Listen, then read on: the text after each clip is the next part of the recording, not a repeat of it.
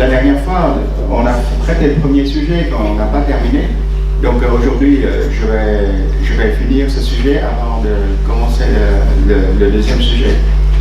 Donc pendant ces derniers jours, lorsque le maître vous explique un petit peu sur les notions du bouddhisme, donc j'étais derrière et j'ai observé et j'ai relevé un petit peu vos interrogations. Donc j'ai un petit peu ajouté quelque chose dans mon diaporama. Donc aujourd'hui je vais venir, on va revoir rapidement tout ce qu'on avait vu l'autre jour. Et comme ça, si vous avez d'autres questions, vous pouvez toujours demander. Je pense que si maintenant on regarde ce diaporama, vous allez mieux comprendre que la dernière fois. Je ne sais pas si vous avez remarqué que j'avais mis ça, nom et titre emprunté pour l'instant illusoire actuel. L'autre jour, le maître, quand il a parlé de faux. Et pourquoi je peux mettre ici faux nom, faux titre? Oui, je peux mettre ça. Mais pourquoi je ne le mets pas? Parce que si je le mets faux nom, faux titre, dans votre tête, vous allez dire, mais il y a quand même quelque chose de vrai là-dedans. N'est-ce pas? Parce que ça, c'est un langage duel. Lorsqu'on parle du faux, tout de suite, vous allez penser vrai. Donc forcément, je ne veux pas vous engager dans un terrain duel. C'est comme si, à Noël, quand vous allez au supermarché, vous voyez un jeune avec une barbe qui s'assoit là, s'habille en rouge, et vous dites à votre tête, qu'est-ce que vous dites? C'est un faux Père Noël. C'est un faux Père Noël. Donc le vrai Père Noël, il est comment? Il doit être plus vieux, il a une vraie barbe, et il vit au pôle Nord. Donc si vous voyez un monsieur qui est vieux, qui a une vraie barbe, qui vit au pôle Nord, est-ce que c'est le vrai Père Noël? Les deux sont faux, mais le deuxième, il est encore plus illusoire que le premier, parce qu'il fait plus vrai que faux. Donc en fait, lorsqu'on est dans un monde duel, vrai et faux, vous entretenez l'illusion en fait. Vous comprenez? C'est pour ça que dans le zen, tout à l'heure, on va aller dans le langage bouddhiste proprement dit, parce que depuis l'autre jour, j'utilise les images taoïstes de la médecine chinoise pour vous expliquer, mais tout à l'heure, dans le deuxième exposé, on va vraiment aller dans le langage bouddhiste et vous allez comprendre pourquoi il faut éviter ce langage duel, parce que ça entretient l'illusion. D'accord? Donc c'est pour ça que j'ai dit l'instant illusoire actuel. C'est qu'actuellement, nous sommes dans une illusion. Vous le savez pourquoi? Parce que j'ai déjà expliqué la dernière fois, d'accord? Vous pensez que vous me voyez en tant que docteur Tran Tuan Han, mais celui qui vous a parlé mardi, il est déjà mort.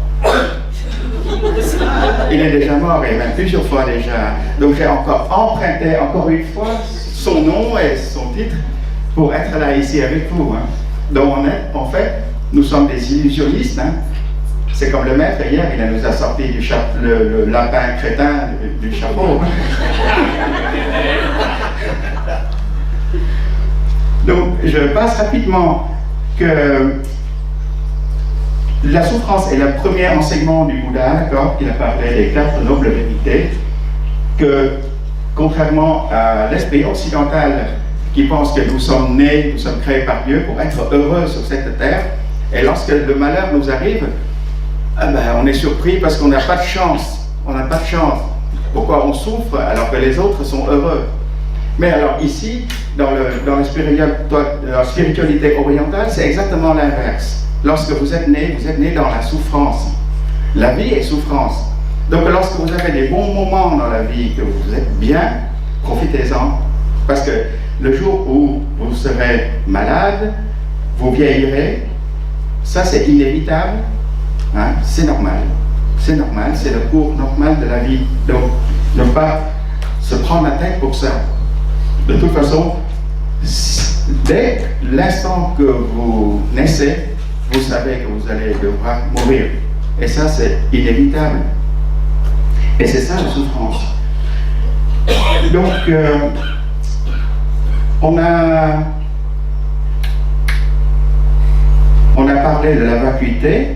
Donc vous rappelez que les deux individus A0 et A1 ne sont pas le même individu, parce que cet individu-là, à chaque instant, il meurt et il renaît en fait. quelque sorte. Alors hier, le maître, il a parlé que les remèdes bouddhistes sont meilleurs que la psychiatrie. Je peux vous raconter une histoire vraie qui m'est arrivée il y a 15 ans.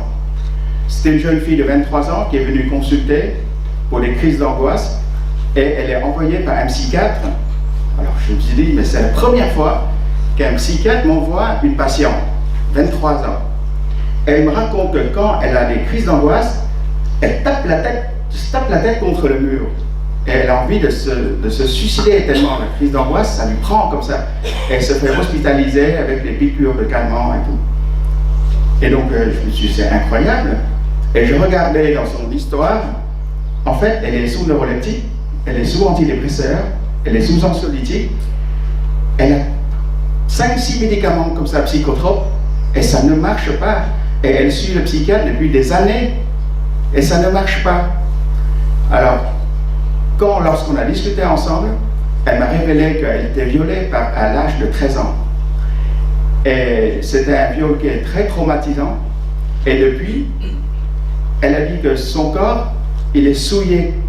Son corps, il est souillé. Et elle ne peut pas supporter la vue d'un homme. Elle ne peut pas supporter le fait de vivre avec ce corps.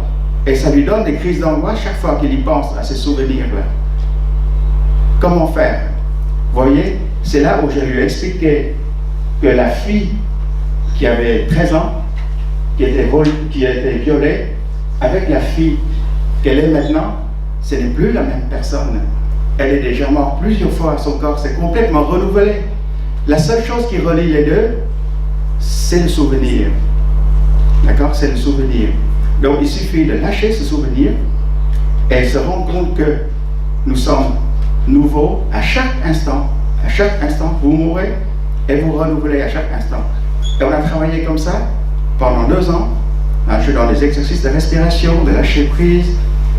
Ça, c'est très très important dans le remède bouddhiste. C'est que ce n'est pas le médecin qui fait tout le travail. Et au bout de quelques temps, elle commence à diminuer les médicaments. Et au bout de quelques années, elle a tout arrêté. Elle n'a plus de crise d'angoisse. Vous voyez? Ça, c'est un remède. Lorsque vous soignez une souffrance, il faut comprendre l'origine de la souffrance et faire comprendre à la personne pourquoi elle souffre. Et lorsqu'elle comprend ça, tout doucement, la souffrance, elle va s'en aller. Ce n'est pas les médicaments qui vont masquer le problème. C'est bon pour l'instant, parce que sinon, elle va sauter du 3e étage. Donc, il faut quand même des médicaments pour l'instant. Mais la compréhension de la souffrance permet de guérir ce qu'il y a derrière, vous voyez. Et ça, c'est fondamental. Donc, vous vous rappelez de la pomme. Donc, j'avais posé cette question-là. La pomme, est-ce que c'est une clé ou un événement? Est-ce qu'elle est statique ou elle est dynamique? Ça veut dire que si vous regardez ce tas de fumier, ce tas de terreau, vous dites que ça, c'est la pomme. C'est pour ça que le Sutra du diamant, c'est un grand sutra que je vous invite à lire un jour. C'est le diamant, il est tranchant. Il tranche toutes les illusions. Et dans le langage du Sutra du diamant, c'est dit que une fleur n'est pas une fleur, c'est pour ça qu'on l'appelle fleur. Donc, dans ce langage du Sutra du diamant, on dit une pomme n'est pas une pomme, c'est pour ça qu'on l'appelle une pomme. Donc, vous voyez que lorsque vous êtes éveillé, vous voyez la pomme dans tout ça. C'est-à-dire que vous vivez dans l'illusion, mais vous savez quelle est la réalité qui est derrière. Mais vous continuez à vivre en étant éveillé dans un monde illusoire. Voilà, c'est ça l'éveil. Alors ici, on a déjà parlé. Donc si vous êtes déjà mort plusieurs fois, mais à cet instant même, vous êtes conscient, vous êtes toujours vivant, c'est-à-dire que la mort n'est pas une fin. Vous ne pouvez plus mourir parce que vous existez déjà avant que le Big Bang existe. Ça veut dire que votre visage originel, votre nature originelle existe déjà depuis toujours, avant l'instant zéro, et vous continuerez toujours à exister. Vous ne pouvez pas mourir, donc ce n'est pas la peine de s'angoisser pour la mort. C'est déjà fait. La vie n'émerge pas du néant, mais sur ce qui a déjà existé. Rien ne se perd, rien ne se crée, tout se transforme. D'accord? Donc votre existence est en fait une interexistence entre les différents éléments qui constituent le grand tout. Ça, je pense que vous avez compris. Hein? C'est l'image du tangram qu'on a mis au départ. Hein? Voilà. Donc le 1, c'est le carré, c'est la matrice avec les composants du 1. Vous pouvez faire le multiple, les 10 000 lettres. Nous sommes tous différents, que ce soit humain, animal ou objet inanimé. Les 10 000 lettres sont tous différents, mais sont de même nature que le 1. Alors j'ai ajouté une diapositive. Après ça, c'est celle-là. Donc puisque nous sommes un, mais nous nous voyons comme multiples, c'est que nous vivons dans une illusion. N'est-ce pas? Comme des rêveurs. Ce que nous percevons à travers nos sens est trompeur, tels les aveugles placés devant un éléphant. Vous connaissez tous cette histoire, hein? Qui croient fermement détenir la réalité.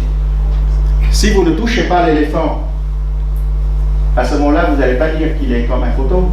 Si vous n'avez pas touché l'oreille, vous n'allez pas dire qu'il est comme un éventail. C'est nos sens, nos 5 sens. Mais dans le bouddhisme, et on l'ajoute, le 6e sens, c'est la conscience. Donc c'est à travers nos sens qu'on est leurré, qu'on est dupé. Mais le problème, c'est que lorsqu'on a senti, on a vu, ça ne peut pas être faux. C'est forcément vrai. C'est justement, c'est ça qui fait qu'à chaque aveugle croit fermement détenir la réalité. Vous voyez, c'est à travers nos sens. Il dit, mais si je vois, c'est forcément vrai. Vous pouvez voir un film avec des milliers de photos. Vous croyez toujours que les personnages dans le film sont vrais. Mais en fait, ce n'est que des points lumineux sur un écran. Donc, cette conviction ferme de l'ego, c'est ça le début de la souffrance. C'est que chaque soi est un système fermé. Nous pensons tous que nous sommes différents les uns des autres et nous pouvons vivre seuls sans besoin des autres. Donc le soi est un système fermé avec une existence intrinsèque. Cela fait qu'on recherche toujours ce qui est pro-soi. Hein? Comme un microbe, c'est normal, hein? Il n'a même pas l'intelligence ni rien, mais il cherche déjà ce qui est bon pour lui. Et tout ce qui est mauvais pour lui, il va le rejeter, même déjà à l'état de microbe. Donc tout ce qui est pro-soi, il le prend, et tout ce qui est anti-soi, il le rejette. N'est-ce pas? Donc jusqu'à nous, c'est pareil, on fait pareil. Donc le moi, le soi, n'est le mien, les miens, mon opinion. On appelle ça la vision égotique. C'est une vision qui est déformée par l'ego. C'est mon opinion, je pense ça. Je suis formaté comme ça, donc je pense ça. Et de la vision égotique naissent des pensées égotiques naissent des actions égotiques, un mode de vie égotique, et donc c'est la naissance de la souffrance. D'accord? Donc j'ai ajouté cette diapositive pour que ce soit un petit peu plus clair dans la présentation.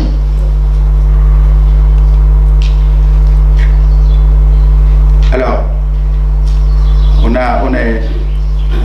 est arrivé aux typologies, hein, c'est ça? Donc je vous ai parlé du type bois. On a déjà fini, donc vous avez le voyant. Vous voyez ce que c'est, hein? Donc je rappelle, le type bois est lié à la colère. Pour maîtriser la colère, il va utiliser un moyen de défense, c'est la planification, l'organisation, la programmation. D'accord? Donc toute sa vie, ça tourne autour de ça. Il faut que je sache où je vais. Donc je planifie tout.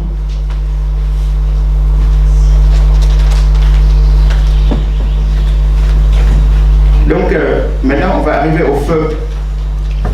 Le feu est lié à la joie, vous êtes d'accord? Alors, on va remettre oui. On va remettre non, c'est clair. Ah d'accord. Donc on va remettre le schéma.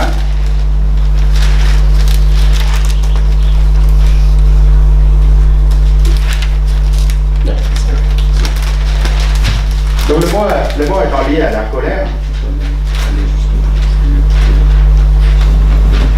Donc le feu est lié à la joie. Vous allez dire la joie c'est une bonne émotion, n'est-ce pas? Alors pourquoi ça nous rend malade? Parce que la joie est éphémère. une joie ne dure jamais. Donc elle va s'arrêter à un moment, elle va laisser un vide. Donc pour contrer le vide, qu'est-ce que vous allez faire? Vous allez multiplier les sources de plaisir. D'accord? Donc ça c'est le mode de défense du type feu. Le type feu, il s'intéresse à tout. Il a 100 000 choses, il fait ci, il fait ça, il fait toutes sortes de choses. D'accord? Donc c'est le mécanisme de défense contre l'éphémérité de la joie. Donc ce sont des gens qui sont d'abord faciles, agréables, ils sourient tout le temps, hein, ils sont joyeux, ils sont abordables. Ils ont des difficultés de choisir une option unique. Donc il s'intéresse à tout. Pourquoi il a des difficultés pour choisir une option unique? Parce qu'il pense que si il choisit une option, il va perdre tous les autres. Donc j'ai une histoire d'un patient comme ça. Hein. Il est marié, il a 3 femmes. Ah, il a 3 oui, on va dire que c'est pas il a 3 enfants. Oui.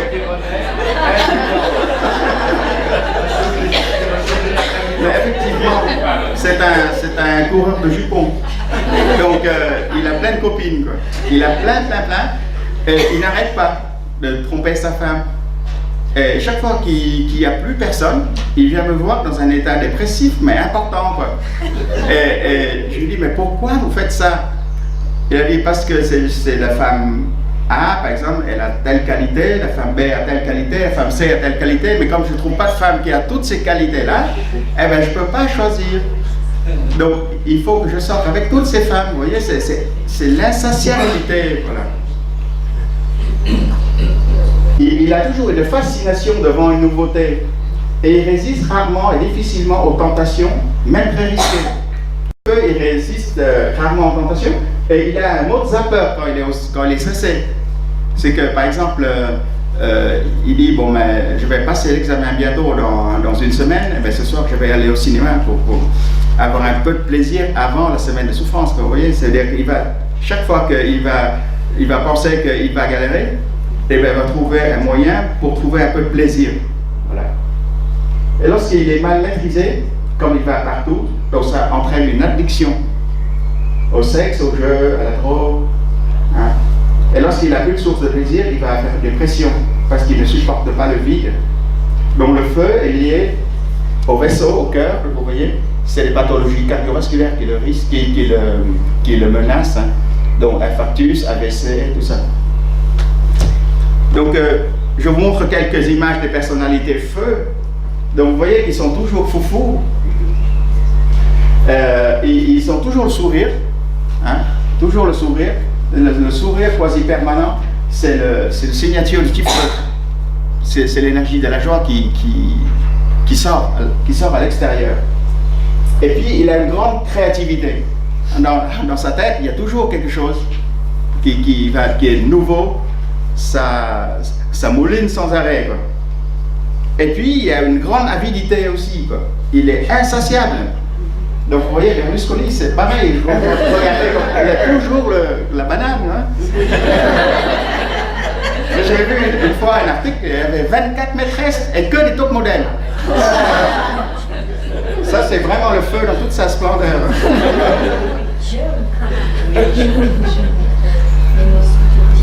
Là, pour l'instant, vous ne l'entendez plus, mais je vous promets que vous allez l'entendre. Parce que le feu, c'est comme un phénix, il renaît descendre. Vous le descendez et il va renaître. Il est revenu? Ah ben voilà. Voilà. C'est sûr qu'il va revenir. Donc, la pathologie favorisée par la joie excessive, la passion, quoi. Hein. Donc, pathologie cardiovasculaire, comme je vous ai dit, pathologie d'addiction, tabac, aliments, alcool, drogue, jeu, sexe. Le problème du type feu, c'est que chaque type feu a une passion différente. C'est-à-dire que ce n'est pas tous les types feu qui sont addictés au sexe ou à la drogue ou autre. Hein. Il y en a, c'est le travail. Hein. Travailler tout le temps. Hein. Ou des plaisirs intellectuels. Voilà. Les pathologies psychiatriques, on appelle ça des états maniaques ou hypomaniaques, c'est-à-dire que quand ça part, ben, ils achètent tout, hein, le dernier iPhone, le dernier cri, c'est toujours tout ce qui vient de sortir, c'est yeah, waouh, ça c'est top, je vais acheter ça, quoi. Et tu as la surexcitation mentale incontrôlable avec l'horaire excessif. Mais quand vous voyez les gens qui sont comme ça, tout le temps comme ça, il faut faire attention parce que l'état dépressif qui suit derrière, c'est quand il y a un vide, c'est le contraste, c'est le jour où la vie, c'est un sentiment profond de vide intérieur. Et puis il y a aussi des problèmes digestifs, colopathie fonctionnelle, des ballonnements, des coliques, des choses comme ça. Bon, je vais passer vite fait. Donc pour atteindre le feu, pour aider le feu à atteindre l'équilibre yin-yang, il faut comprendre que le plaisir ne peut pas à lui seul guider toutes les décisions importantes de la vie. Le type feu, c'est comme ça. Quand il y a du plaisir, il y va. Quand il n'y a pas de plaisir, il va s'enfuir, d'accord? Apprendre à être sobre, faire une chose à la fois. Ça, pour dire ça à un type feu, c'est difficile. Accepter le fait de ne pas avoir ou ne pas pouvoir. Atteindre le calme intérieur, le retour vers soi. Vous voyez, le feu, c'est le yang.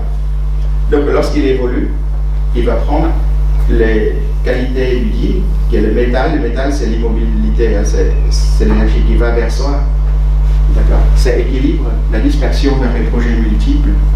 Ah oui, j'expliquais à nos amis qui n'étaient pas là la dernière fois pourquoi je parle de tous ces types-là. C'est parce qu'au début, on est parti du ciel, la vacuité et tout ça.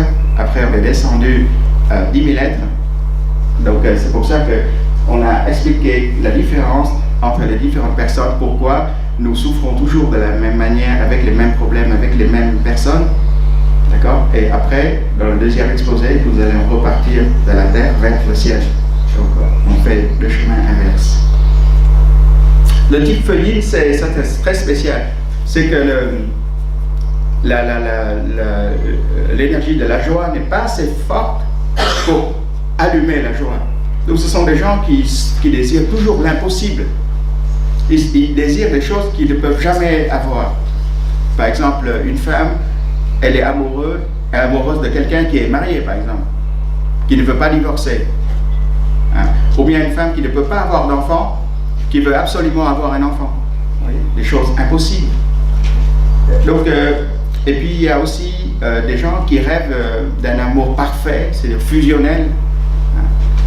Et ce sont souvent des artistes, ils ont un grand sens de l'esthétique, et ils ont une particularité, c'est que plus ils souffrent, plus leurs œuvres sont magnifiques. Ce sont des poètes, des peintres, des acteurs. Et là, vous allez les reconnaître. Et ils se trouvent toujours particuliers par rapport aux gens ordinaires comme nous. C'est-à-dire la façon de s'habiller, de se maquiller, quand vous le voyez pour la première fois, vous allez voir qu'il y a quelque chose qui est différent de tous les autres et vous ne pouvez pas l'oublier. Et ce sont souvent des personnes, par exemple, ils viennent consulter pour état dépressif parce qu'ils sont tristes. Mais par contre, vous voyez, lorsque les gens viennent pour une dépression, ils ne se maquillent pas, ils se laissent aller, quoi. Alors que les femmes feuillies, quand elles viennent vous voir, elles sont dépressives, mais magnifiques. Super bien maquillées et tout.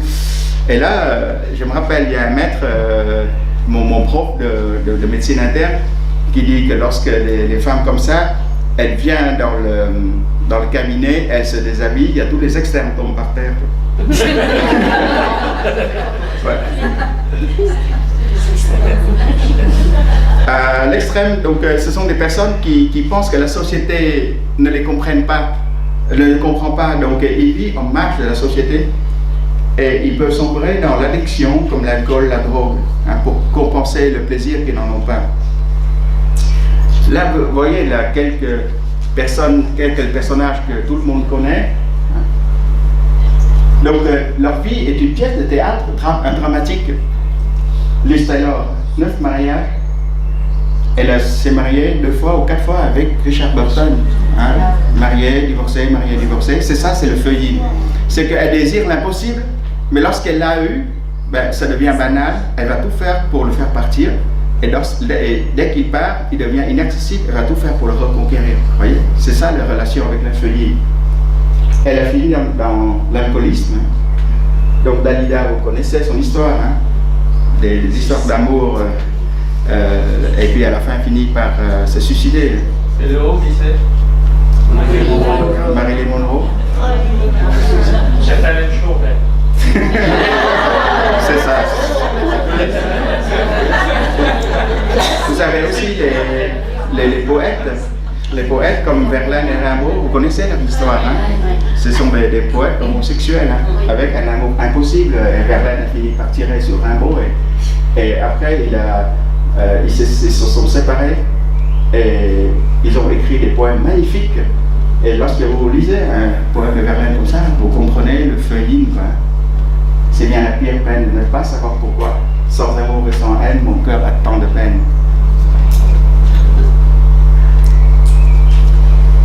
Donc maintenant, on va parler de type terre. La terre, c'est, vous verrez ici dans l'assemblée, nous avons plein de terre. Plein. Donc maintenant, vous allez regarder, par exemple, le type boa, par exemple. Quand vous voyez la sœur, là, qui a les cheveux bouclés, là, qui nous sert à manger, elle fait peur, elle. C'est le type boa. Elle, c'est le type boa, vous voyez, elle est assez rigide. C'est l'arrêté, c'est légal. Par contre, il y a une sœur qui, hier soir, qui est plus forte. Elle, c'est type terre. Donc, vous voyez, c'est différent. On a moins peur d'elle. Elle est plus douce. Voilà. Donc, pourquoi, si vous voulez, le type terre, ce sont des gens qui sont très anxieux, tout le temps anxieux, tout le temps en train de cogiter dans la tête. Donc, comment vivre avec ça? Comment justifier ça? Eh bien, ils sont anxieux pour tout le monde. Je suis anxieux pour ma mère, pour mon mari, pour mes enfants, pour les SDF, pour les migrants, pour tout le monde. Donc ce sont des gens, on appelle ça des altruistes, mais peu ordonnés. Pourquoi peu ordonnés? Parce qu'ils ne connaissent pas ses propres besoins. Et ils s'occupent de tout le monde. Ils s'occupent de tout le monde, mais ils oublient de s'occuper d'eux-mêmes. Parce qu'ils pensent que s'occuper de soi est un égoïsme. Voilà, c'est l'image de la mère vietnamienne qui se sacrifie pour ses enfants. Voilà, donc ça c'est la femme terre typique. Voilà, donc les femmes vietnamiennes sont éduquées comme ça. Il y a un dicton qui dit charité bien ordonnée, tout le monde s'en sort. Exactement, c'est ça. Si vous regardez dans les journaux par exemple, là récemment, il y a une femme il y a deux qui ont ouvert la porte au SDF et qui se font tuer chez elles par le SDF, vous voyez? Parce que la terre, elle met toujours les sentiments au-dessus de la raison. Il a une dépendance affective, ça veut dire que la terre, inconsciemment, il l'est. Pourquoi? Parce que dans le fond de lui, il a besoin qu'on ait besoin de lui. Vous voyez ce que je veux dire? Il a besoin qu'on dise « Ah, c'est quelqu'un de gentil, il est serviable, il est toujours là pour rendre service. » Il cherche pas le remerciement, mais si vous le remerciez, il est très content. Il dit qu'il ne recherche pas, mais il est très content. Et c'est inconsciemment qu'il cherche ça. Hein? Donc il est proche de la personnalité dépendante. Ça veut dire quoi? Les femmes terres, par exemple, quand elles choisissent un conjoint, elle ne va pas choisir quelqu'un qui n'a pas de problème. Elle va chercher les gens qui ont des problèmes pour pouvoir les aider. Parce que s'il n'y a pas de problème, c'est pas marrant. Son énergie, c'est comme ça, c'est aider les autres. J'ai plein de patients de terre qui vivent avec, il y en a une, mais c'est horrible, elle vit avec un SDF qu'elle a recueilli chez elle et qui boit, qui est violent. Et un jour, je l'ai vu dans la rue avec une balafre comme ça, parce qu'il a piqué sa crise et il lui a taillé le visage. Et je lui dis, mais maintenant vous avez compris, hein? Elle dit, oui, bien sûr, je l'ai viré. Hein? Bon, 3 mois après, je l'ai revu. Alors, où est-ce que vous en êtes? Ben, vous vous rendez compte, docteur, sans toi, sans rien, si je ne m'occupe pas de lui, qui est-ce qui va s'occuper de lui? Donc finalement, elle a repris chez elle, vous voyez? Donc ça, c'est une dépendance, c'est une personnalité dépendante. Hein? Oui, c'est comme quelque part, c'est comme une drogue. Donc, le type terrien, c'est lorsque l'énergie de la Terre est trop faible, elle ne peut plus aider personne, donc tout d'un coup, elle va se sentir inutile. Maintenant, je ne sers plus à rien. Et là, elle se rend compte que les autres ne sont pas terre. Ça veut dire que les autres ne l'aident pas comme ils le souhaitent. Et là, des fois, il peut devenir aigri et il retourne contre l'entourage. Oui, j'étais là pour tout le monde, maintenant j'ai besoin, mais personne n'est là pour moi. Vous voyez? Le problème, c'est qu'il n'a pas d'autosuffisance. Ça veut dire qu'il n'a pas gardé assez pour lui. C'est pour ça que le jour où il est en manque, ben, il n'y a personne qui peut le combler. Quoi, vous voyez? Et donc ça, c'est le modèle de défense contre l'anxiété. Donc quand vous regardez les personnalités de type Terre, là, c'est des personnalités de télévision, mais normalement le physique, ça colle assez. Ce sont des gens qui sont un petit peu forts. Hein. Ici, vous reconnaissez Louis la Brocante et puis l'ange gardien, voilà. Ce sont des gens qui sont toujours là en train d'essayer d'arranger les choses, aider les gens, tout le temps comme ça. Et la dernière fois, je vous ai montré le chef Anton, le chef 3 étoiles, hein, qui avec les yeux, le technicien sévère. Là, ici, vous avez Yves Candeward, qui est aussi un autre chef, qui est très bon aussi. Mais vous voyez que sa cuisine est plus généreuse, mais elle est moins soignée, moins top, hein, que le chef Anton. Donc si dans la vie vous cherchez un maître pour avoir une bonne technique, c'est vers le chef Anton qu'il faut tourner. Mais si vous cherchez un père pour avoir un soutien psychologique, ben c'est vers lui qu'il faut tourner. Vous voyez, ça dépend de ce que vous cherchez dans la vie.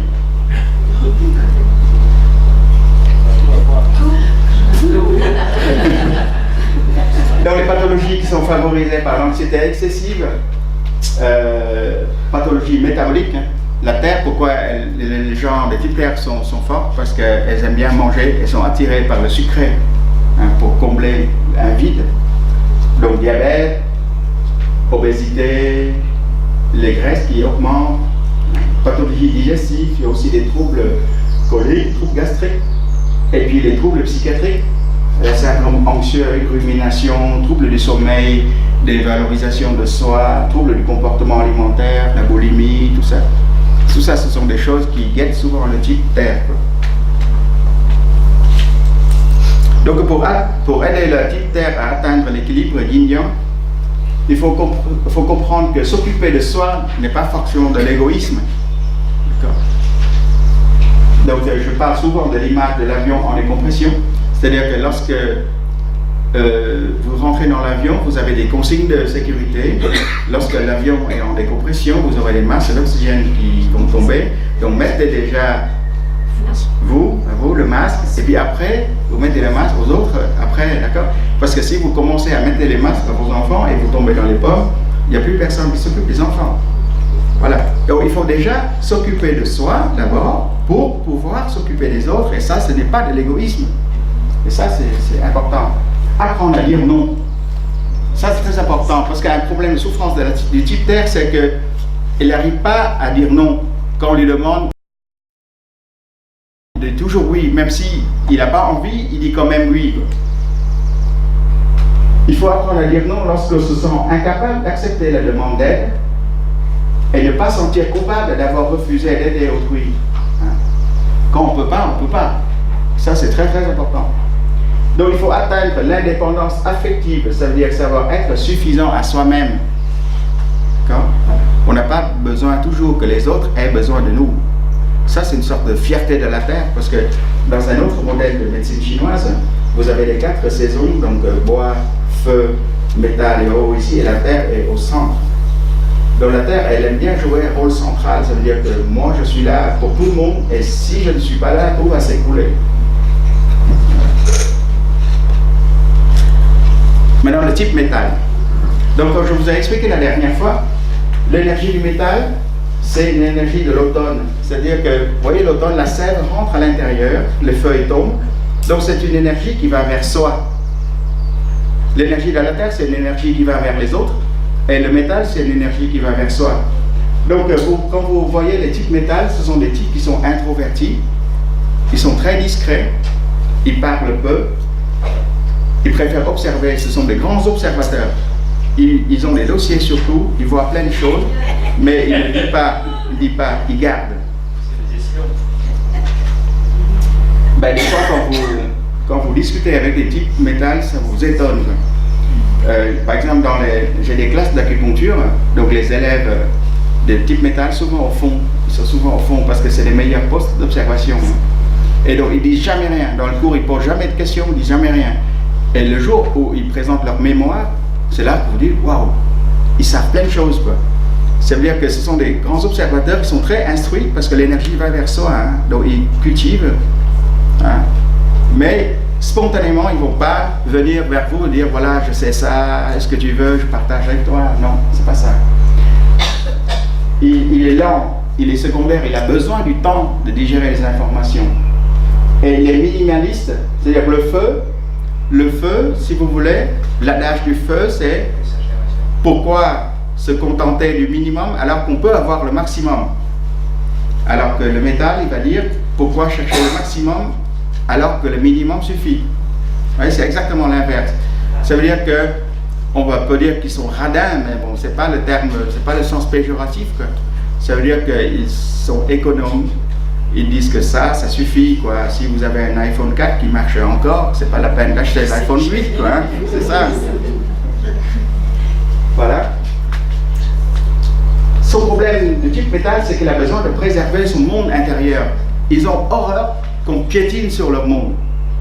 Hein, quand il y a trop de monde, trop de brouhaha comme ça, ils vont avoir tendance à se retirer et aller dans un coin avec un livre, marcher dans la forêt, tout ça, être tout seul. Hein. C'est un guide. Hein. Il ne manifeste jamais ses émotions en public. Vous ne voyez pas ce qu'il ressent. Hein, j'ai une amie qui est métal. Elle m'a dit qu'à l'enterrement de sa grand-mère, elle n'a pas versé une goutte de larmes. Et quand elle est toute seule chez elle, elle a pleuré pendant 2 heures, sans arrêt. Ça, c'est le type métal. C'est-à-dire que quand elle est tout seul, il fait remonter les émotions et il vit intensément ses émotions avec lui-même. Voyez ? Il a peur de l'intrusion de l'extérieur. Donc son mode de défense, c'est l'île déserte. Plus il est mal, plus il s'isole. Il va rentrer sur son île et il va couper les contacts. Ou le château fort. Le château fort, c'est comme l'île déserte, mais il y a un poste d'observation. C'est-à-dire qu'il va monter sur le donjon au-dessus et il va regarder, il va observer tout ce qui se passe. Hein? Il va emmagasiner, mais personne ne le voit. C'est le mode de défense du château fort. Et la souffrance, sa souffrance du type métal, c'est de trouver le juste milieu dans les relations. 60% des femmes de type métal que je connais sont célibataires. Pourquoi? Parce qu'elles n'arrivent pas à établir une relation avec les autres, parce que si elles s'approchent trop près, l'autre va s'approcher, elle va avoir peur qu'il va lui empiéter sur son monde intérieur, elle va reculer. Et l'autre il dit, ah ben tiens, elle recule, donc elle ne s'intéresse pas à moi, donc il va reculer aussi. Et donc tout d'un coup la distance devient trop grande. Et elle ne sait pas comment il faut faire pour gérer, trouver cette juste distance entre les deux, quoi. C'est comme la navette qui n'arrive pas à s'accrocher à la station internationale. Si c'est trop près, ça va se taper dessus, et si c'est trop loin, ben ça ne s'accroche pas. Donc ça, c'est la grande souffrance du type métal. Donc, vous voyez, le métal, c'est la peau, hein, profanaire. Donc, quand le métal va mal, parce que comme il ne s'exprime pas, parce qu'il est introverti, c'est la peau qui s'exprime. La peau, c'est l'interface entre l'intérieur et l'extérieur. Donc, il peut faire des poussées d'eczéma, de psoriasis, tout ça. Et il est souvent constipé. Il garde le tout. C'est pour ça que j'ai blagué hier soir quand on nous a servi le dessert zen. C'est le dessert du lâcher prise.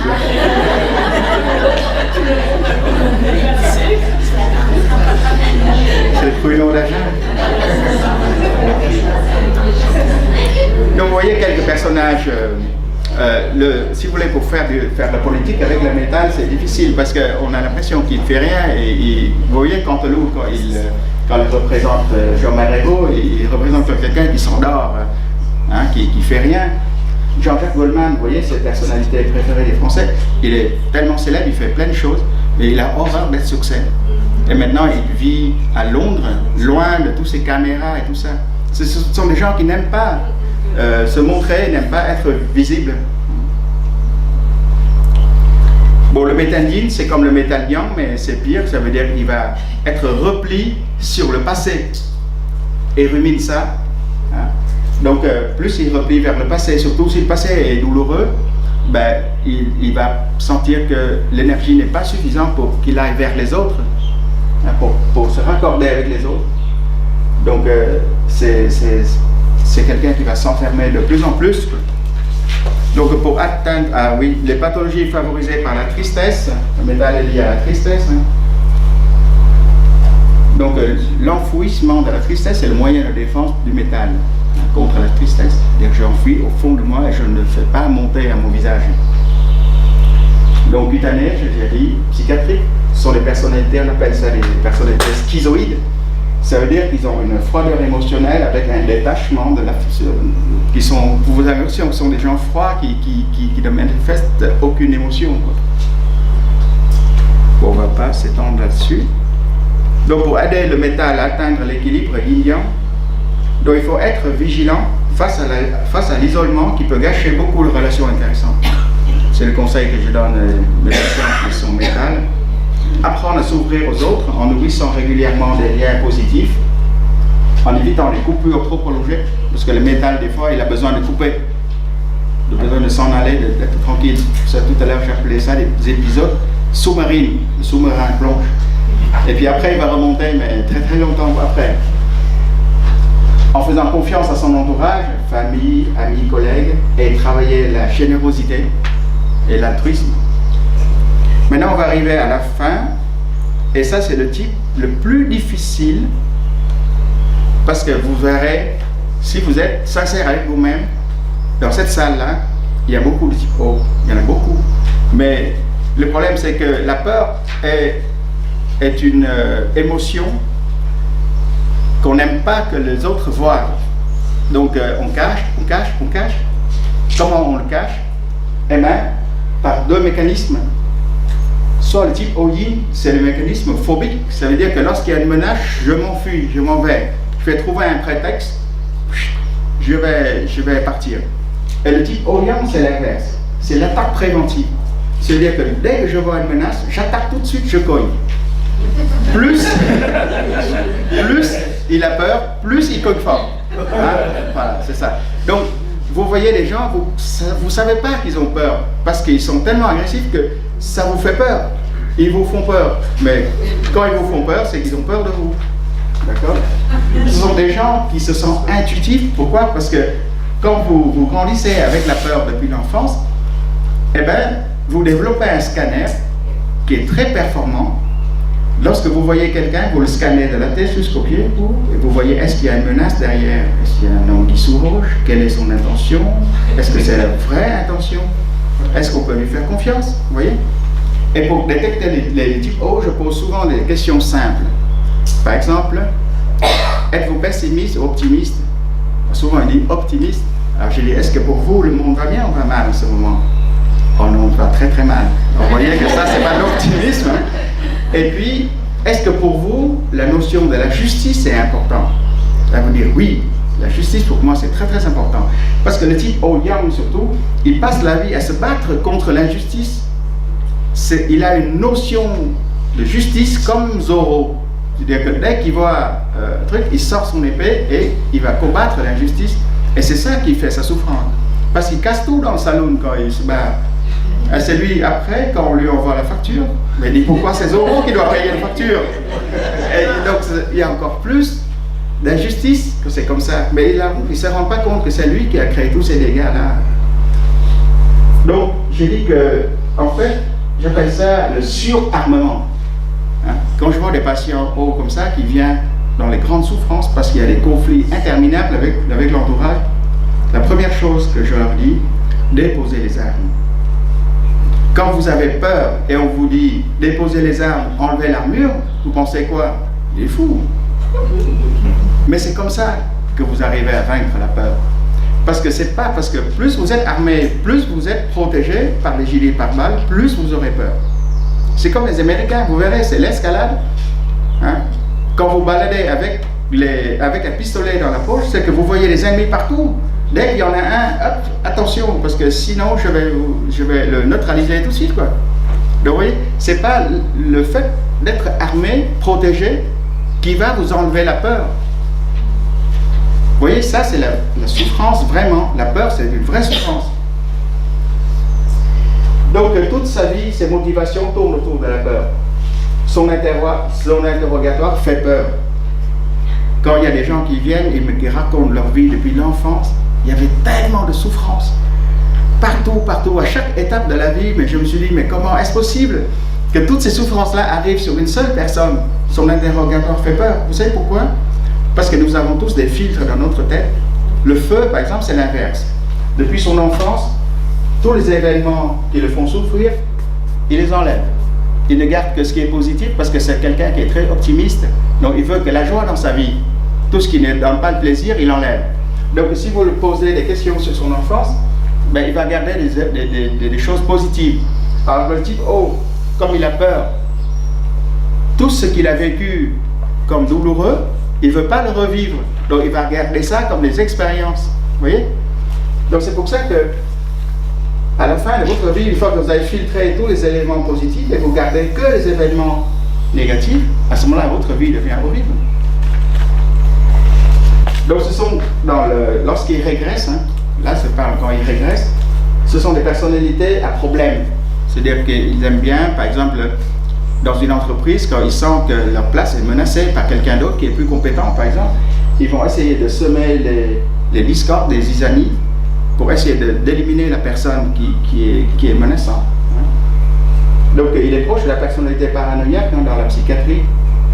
Par contre, son point fort, c'est la fidélité. Parce qu'il a horreur d'être abandonné. Il n'aime pas, pour lui, ce qui est important, c'est la fidélité, la loyauté. Donc, comme il aime ça, il va être fidèle et loyal avec les autres. D'accord? Mais pas avec n'importe qui. Seulement avec ceux qui méritent sa confiance. Ça veut dire que si vous trahissez le type O une seule fois, c'est terminé. Vous perdez sa confiance, il ne vous fera plus jamais confiance. D'accord? Voilà.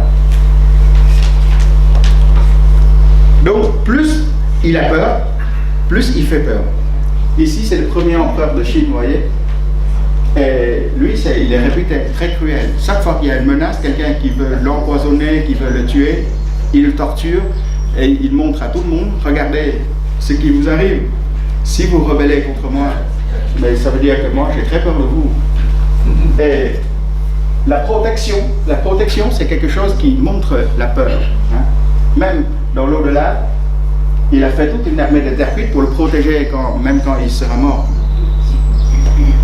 Donc je vous montre quelques personnalités, moi je ne suis pas politique. Mais vous voyez que quand vous observez déjà le physique, ce n'est pas le physique du bois. D'accord? Quand vous voyez le physique. Et puis quand vous voyez la façon de discuter, de parler, vous voyez déjà qu'ils sont souvent sur la défensive. Ils sont souvent sur la défensive et des fois sur l'attaque aussi. Attention, si vous dites ça, je vous colle un procès. Hein? Et donc ça, c'est l'attaque préventive. D'accord? On se méfie des blancs. Peut-être des fausses blancs. Ok, les pathologies favorisées par la peur, donc pathologie cardiovasculaire, hein, quand il n'y a pas assez d'eau, à ce moment-là, le feu monte. Hein. Donc, hypertension artérielle et ses complications. J'ai eu 4 patients de type O qui ont un cancer du rein, donc ce n'est pas rien, quoi. Et puis, l'eau est liée aux os et les articulations, donc vous avez des problèmes de dents qui bougent, ostéoporose, arthrose, tout ça, hein, c'est plus favorisé chez le type O. Et puis les pathologies psychiatriques, bon, je vais pas rentrer dedans, c'est souvent des gens qui peuvent développer une paranoïa, c'est-à-dire qu'ils voient que les autres complotent contre lui et il a peur permanente. Là, j'ai une patiente qui a ça, mais c'est horrible.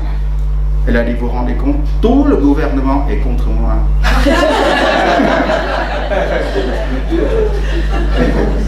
Et si tout le gouvernement est contre vous, je peux rien. Je n'ai pas assez de pouvoir. Donc pour aider le feu à atteindre l'eau, à atteindre l'équilibre vivien, il faut comprendre que la peur excessive est le résultat d'une représentation distordue de la réalité. Donc c'est juste une illusion. Toutes nos émotions sont des illusions.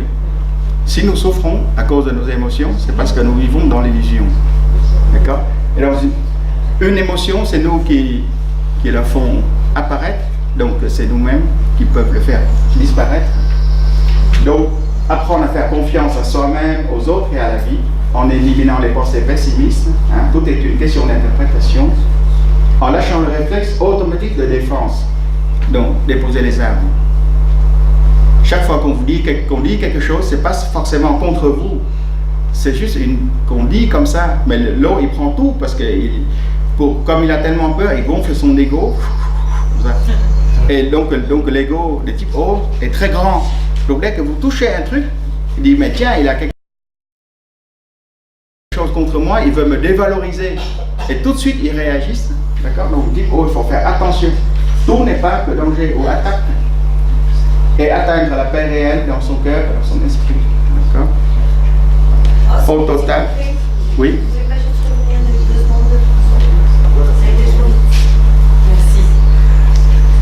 C'est quoi la photo? Le canon en haut, là? Je ne sais pas, j'ai trouvé sur internet, j'ai trouvé que c'est bien. C'est Ghostbuster.